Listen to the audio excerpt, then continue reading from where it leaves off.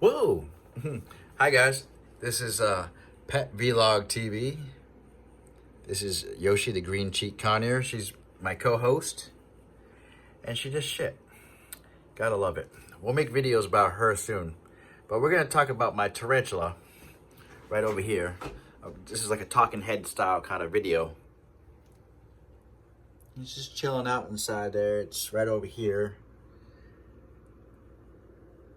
It's a juvenile, and it's been hanging out in that location for quite a bit for the past couple of days. So what I want to do in this video is just talk about week 2, the experiences during week 2 of having a tarantula and the care that I basically provided for it. What has worked and not worked so far. Now, Wednesday, it was July 31st. Yes, I'm looking at my notes. July 31st, I received my enclosure from Tarantula's crib. I made a video about that in the setup, so you can see that. And I established a feeding routine for Sunday, Wednesday, and Friday, just based off of what the pet store employee had said, 3 times a week for the juvenile. So I was like, okay, Sunday, Wednesday, Friday. I had to buy new crickets this Wednesday, and well, just listen, follow with me here, guys. The crickets that I bought initially when I got the tarantula, those died off. Okay, so I kind of eyeballed the length of my tarantula. It looks like it's about 2 inches, 1.5 to 2 inches long, and I had bought some mealworms earlier in the week as well, and new crickets. I think I just said that right. All right, so Thursday came up. I have a camera set up in front of the enclosure so I can watch it from work. So I worked a 12-hour shift that day, and you know, before I went to work, I put a cricket in there. The tarantula refused, and I came home after my shift, and all the crickets that I had bought on Monday, you know, the 10 crickets to replace the other crickets that died. So why did they die so quickly? Well, I had put the crickets in a closet, and it's been very muggy, very hot, and if you can imagine, they suffocated in there. So poor crickets died. So that Thursday, I had to buy more crickets. I bought 30 crickets this time. I made it a cricket enclosure where they could breed inside. And I keep the crickets here in my room. And they're right down here.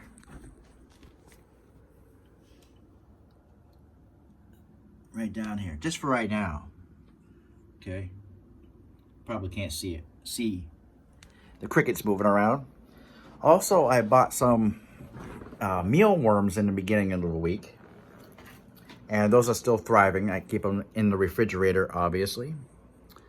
The tarantula doesn't seem to be interested in the mealworms at all. I've tried several things here.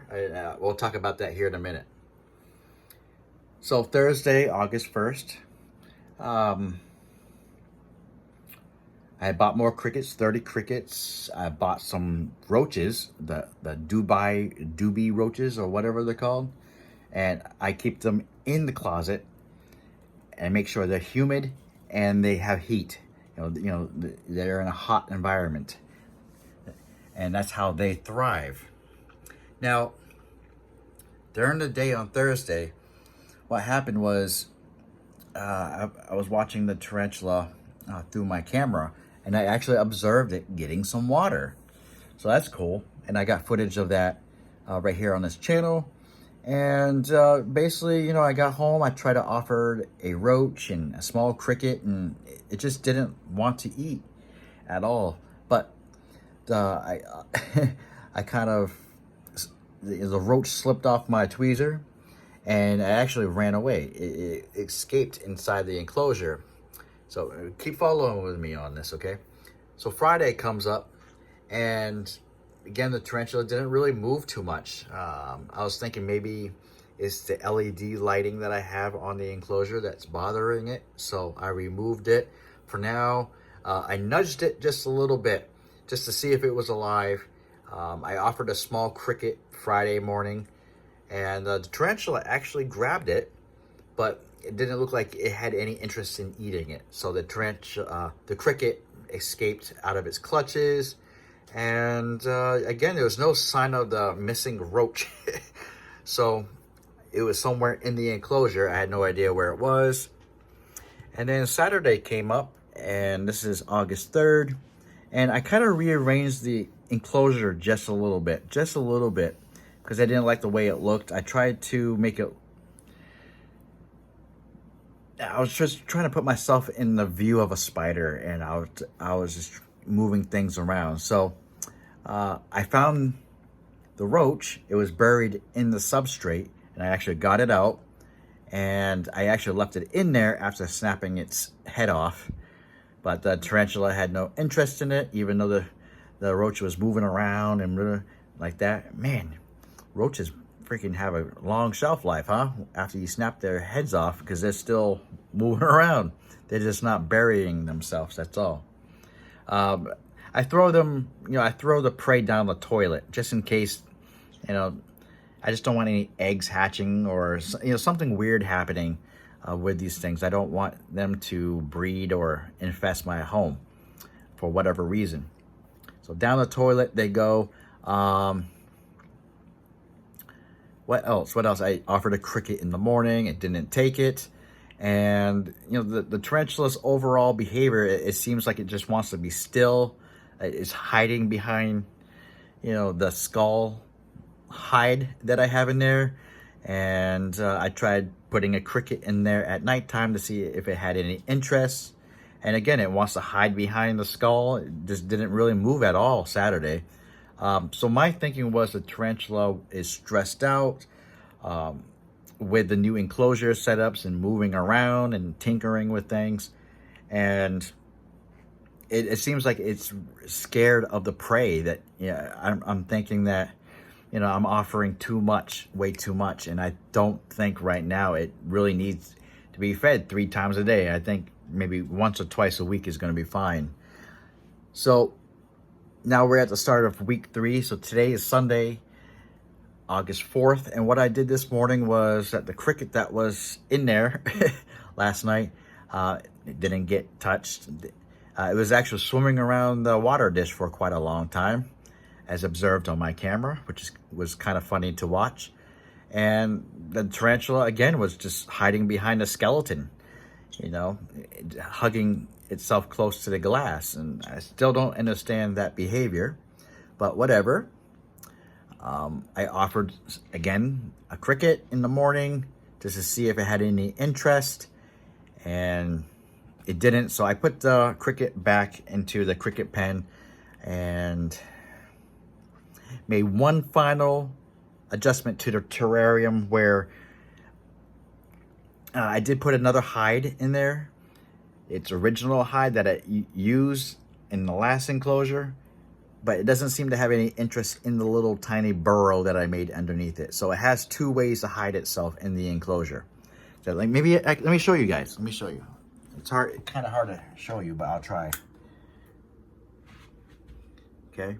So this is the first hide right here, the skull. Okay, there's plenty of space hollowed out inside, but it doesn't seem like it wants to go inside there now.